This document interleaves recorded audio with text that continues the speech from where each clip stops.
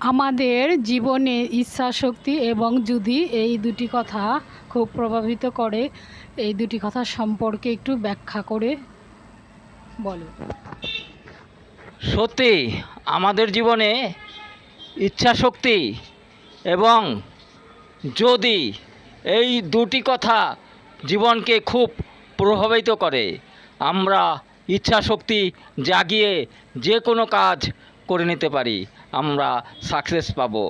কিন্তু সেই কথার মধ্যে যদি আবার যদি কথা এসে পড়ে তাহলে সেই আমরা কাজটি আর করতে পারবো না, তখন আমাদের কাজটি অধরাই হয়ে যাবে।